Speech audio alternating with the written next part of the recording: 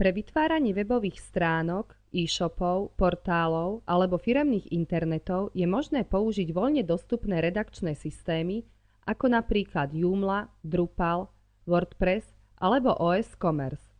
Jedná sa o open source projekty, ktoré sú dostupné zadarmo. Každý si môže stiahnuť a využívať tento softvér na súkromné alebo podnikateľské účely.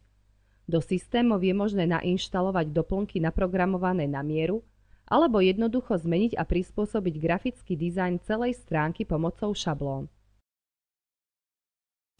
V tomto kurze si ukážeme, ako vytvoríme webovú stránku alebo blog pomocou CMS systému WordPress. Zároveň vám ukážeme, ako získate zadarmo vašu webovú stránku alebo blog v systéme WordPress.com.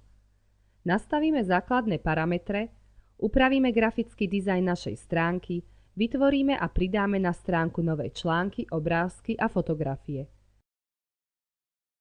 Redakčný systém WordPress nám umožní vytvoriť dynamickú webovú stránku, ktorú môžeme doplňať a aktualizovať bez nutnosti znalosti programovania.